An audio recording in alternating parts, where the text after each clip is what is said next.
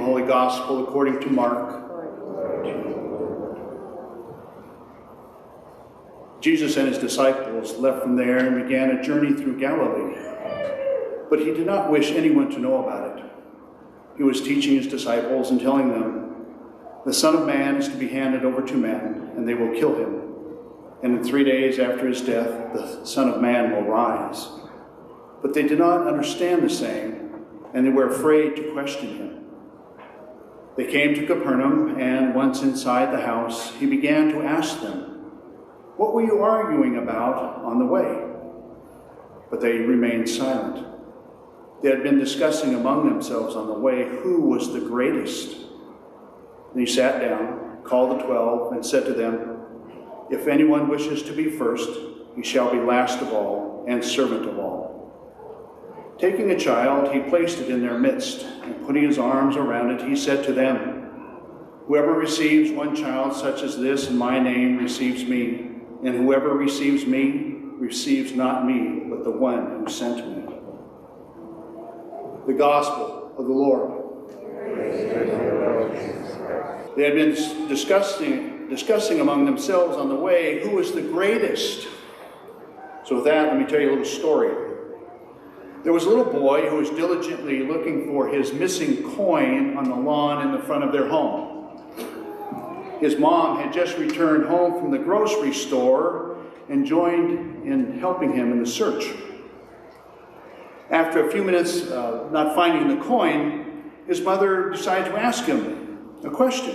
So she asked, "Where exactly did you drop the coin?" The little boy replied, "Under the sink, in the kitchen." His surprised mom thought about it for just a moment, and she asked him, "Well, why then are you outside looking for what is lost in the kitchen?" And his response was, "Because there's no light in the kitchen."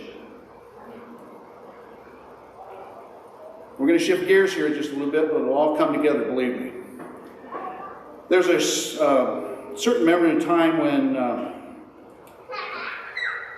I guess I should say, there's probably a large number of us in here who may have remembered someone by the name of Muhammad Ali, who was probably a very famous person in the world, no doubt.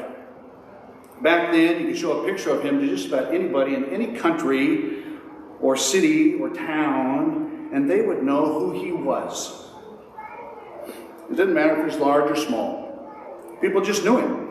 He was larger than life, a very large figure, and very personal. And while it's hard for me to imagine, but I'm guessing there's probably a few of you out here who don't know who I'm talking about. You've probably never heard of him.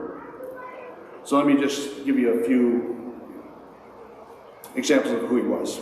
For those of you, indeed, who've never heard of his name before, Muhammad Ali, he was an Olympic gold medalist and world champion heavyweight boxer in the 60s and 70s, and he won multiple titles. He was also a very social, conscious kind of guy, so much so that he was willing to be stripped of his boxing title and almost go to prison because of it, for refusing to be drafted into the military during the Vietnam conflict. He was also absolutely everywhere, it seemed, during a time when the media exposure wasn't quite what it is today. But Muhammad Ali had an extremely well-known nickname, as many sports figures do, and we well know this. And the funny thing is, he gave this nickname to himself. To himself. Can you imagine that? What was his name? Do you remember? You remember? The Greatest. He called himself the Greatest, not once in a while, but every chance he got, he would say that. Naturally, some people loved him for it, for the brashness by which he called himself that. But some, there's many ways to describe it, but I choose to use the word bristled at it, as you can imagine, especially since he was a conscientious objector. But no one could ignore him. That was nearly impossible. He was just a famous person, just that popular, just that great in the eyes of so many people. I was one of those people who thoroughly enjoyed him. You know, just watching him and seeing him in so many different places and doing different things. I was one of those people who just thoroughly enjoyed and admired him in many ways. Not in every way, but many ways.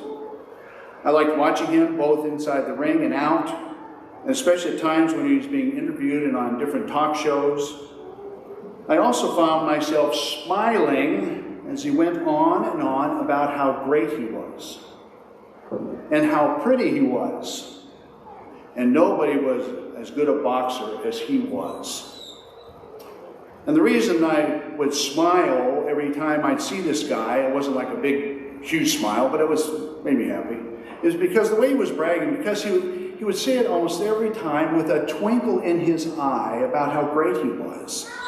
And he had this grin on his face, he could almost describe it as playful. But he had this grin on his face as if he himself couldn't understand that this was actually coming out of his mouth. The claims that he was the greatest. Put simply, he was an entertainer at heart. He knew better than almost anyone how to work a crowd, work the audience for maximum effect. In those interviews, it was almost crystal clear that Muhammad Ali was enjoying himself immensely, and he knew the audience, pros and cons. They were eating it up. They were mesmerized by him and his whole persona. No one could do it like him. Remember this. They had been discussing among themselves on the way who was the greatest. We just heard that line in the gospel today from Mark, and it's kind of a puzzling verse. I have trouble sometimes trying to figure out exactly what they were bragging about or arguing about. One thing seems pretty clear. Whatever it was that they were doing, Jesus was not very happy with what he was hearing. And so he sort of corrects them, clarifies a few things to them, in case they were missing what he was truly all about. Missing the point that what he had been telling them and showing them for a long time. If anyone wishes to be first, he shall be last of all and servant of all. Evidently, Jesus' idea of greatness and that of his disciples were completely two different things. And Jesus wanted to make sure that they understood just what that difference was. So Jesus sits them down, and of course he calls them to himself, and he begins to say to them, if anyone wishes to be first, he shall be last of all and servant of all. You know, and by sitting down, Jesus is indicating just how seriously this teaching should be taken. You know, rabbis, when they sit down, they're very serious, and they sit down and teach that way. He then brings a child before them and says, whoever receives one child such as this in my name receives me. By bringing the child before them, he is challenging them to discover the child inside them. He is sending them back home, in other words, to be the child they were. By sending them back home to pick up their original innocence. Brothers and sisters, this is the same message that we are getting and is being passed on to us right now. It's time to go back home and get it right before we're coming out again.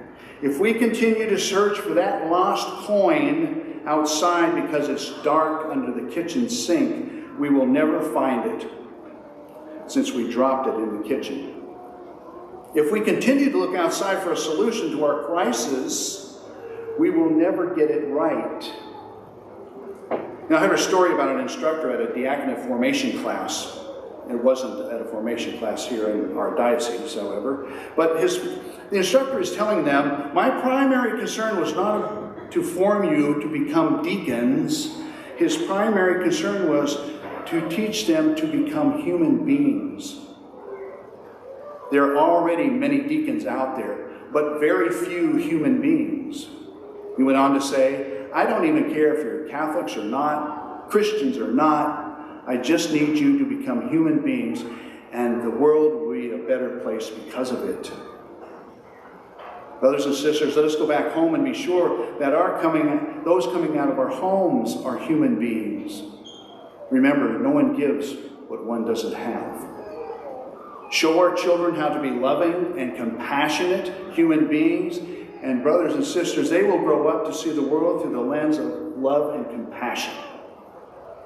Bring back family dinners where we all sit around the table together and we are not distracted by cell phones. Teach each other and truly listen to each other and find out what's weighing on our family members, our children, our spouse, or even our parents. Don't put date nights aside with your spouse.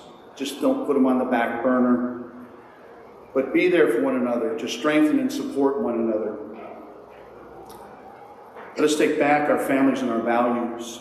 Let's bring back Jesus into the center of our lives where he truly belongs. You know, I have to tell you that the journey inward is very difficult at times, but it is a sure way to true happiness. Most of us, we want to be great at something, or perhaps many things. Great with people, great at work, great at school, great at sports, great at fixing things, great at music, great at making money, great looking, great at knowing stuff, great at parenting, you name it.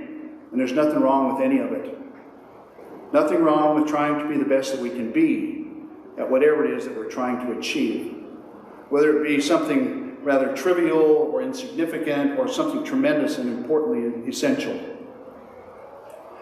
But if we can only be good at one thing, just one thing, if we had to choose, what would that one thing be?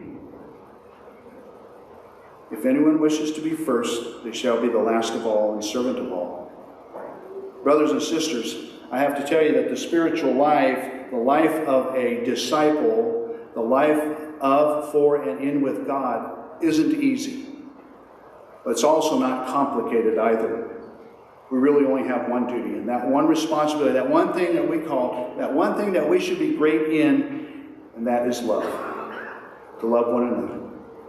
A great person in the eyes of God is one who loves a lot, who loves often, who loves deeply, who loves without counting the cost. There's no other measure of being a faithful, no matter how much you think otherwise, no other endeavor which is more important than that. If we can only be great at one thing, that one thing needs to be love. Without it, no accomplishments or matter of fact, nothing great seems to be as good. Our achievements are always less important, but God so desperately wants us to have achievements and doing them through the work and with Him. It's okay to be confident in our abilities. It's okay to believe that each might be better than others at a particular thing or things. It's okay even to take a certain kind of healthy pride in our accomplishments, as long as our pride is accomplished by a true sense of gratitude and a sincere recognition that our accomplishments are always because of God's goodness, not because we're somehow better than others. I often wondered about how Muhammad Ali talked about his bravado as he discussed things in privately with his friends and family.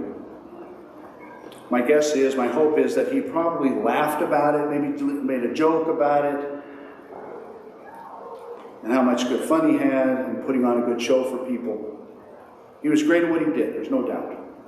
No question about it. And of course, he knew it. It was undeniable to everyone and anyone who saw him in action. But was that truly what he wanted to be? Was the greatest in his life? I doubt it.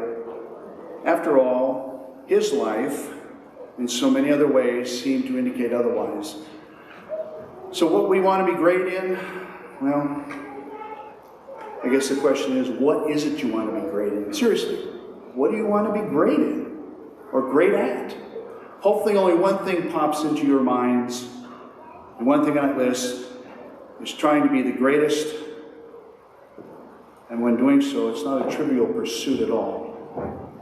But whatever you do, be humble, be caring, be loving, reach out to others so that we can all be great together. May the Lord bless the works of your hands through our Lord Jesus Christ. Amen.